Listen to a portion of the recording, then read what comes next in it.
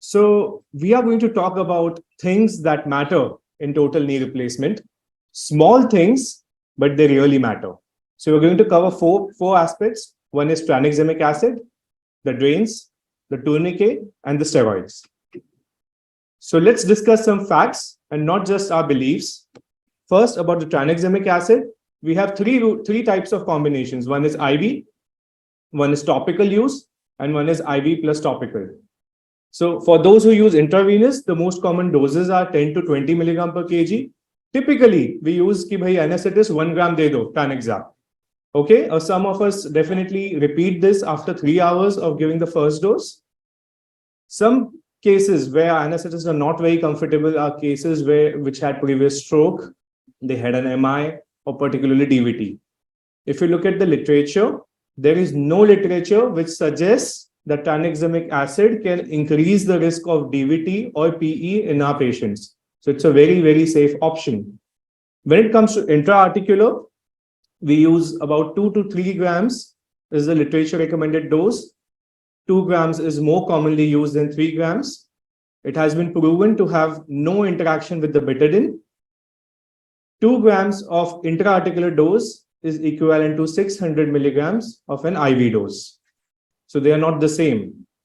So most of us would use it after final component placement. This is the most commonly used combination now, which is both intra-articular as well as intravenous. We use 1 gram IV plus 3 grams topical. Now, some studies suggest that it gives a better outcome. So systemic plus oral has got encouraging results, and we have sufficient literature for the same. There is one interesting finding which is coming in the literature, that intramedullary cytokines of the femur, which gets released with the intramedullary drilling, potentiate the action of tranexamic acid.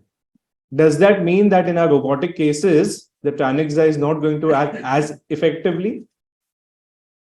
So for those who do not want to understand that what dosing should I use, what not, the simplest way to use Tranexa is to give at least 1 gram of IV dose, single dose in all your TKRs.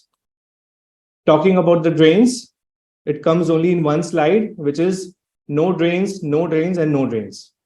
If you look at any literature after 2015, all talk about not using drains.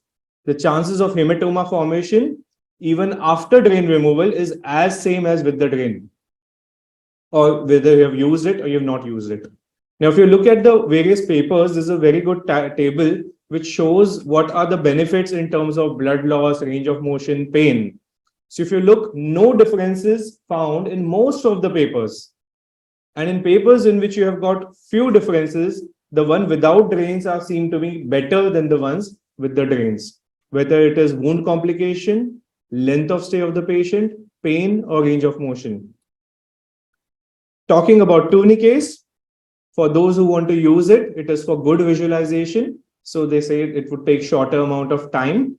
For those who don't want to use it, they would say that there would be lesser post-operative pain, better wound healing, not delayed healing, and lesser chance of vascular complications happening.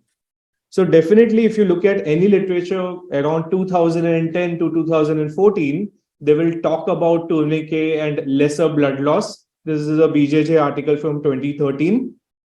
And of course, they would advocate that you would not have any complications if you respect the time of the tourniquet and the pressure of the tourniquet. In any of your complicated cases, if you have exceeded too much time, definitely we might end up with a complication. But if you look at present literature, which is after 2020, so pain and serious complication with no decrease in blood loss, even with the use of tourniquet. Longer hospital stay, increased risk of infection happening. Now, this is the latest article in 2022 by Faris Haddad saying that tourniquet will increase the risk of infection. This is a meta-analysis. We all are worried that how will be our cementation if we are not using the tourniquet. So this is an article which shows that it does not really improve your fixation or really improve your cementation. Talking about the last thing, which is your steroids. So it has been proven that all our patients who develop some amount of nausea after the surgery, they will have lesser nausea if we are giving Dexa 8 milligram on the day of the surgery and next day of the surgery, 24 hours apart. So this is one thing to ponder upon. It also decreases the rate of postural hypotension. A lot of our patients, after getting up from the ward the same day, they might feel a little bit giddy. So there's a 2023 article from Journal of Knee Surgery which says that it will reduce the occurrence of postural hypotension. The active SLR is definitely proven to be better if we are giving intra-articular infiltration of steroids or even IV steroids. So active SLR is earlier as compared to not using steroid. There is no increase in wound complication observed in any of the studies. So tranexamic acid clearly is the winner. There is no rules of drains as per the present literature. We are weaning off from the tourniquet. So I would say 2 years ago, there were more surgeons using tourniquet as compared to today. And definitely yes to the steroids. At the end, we all want our knees to be happy knees. Thank you so much.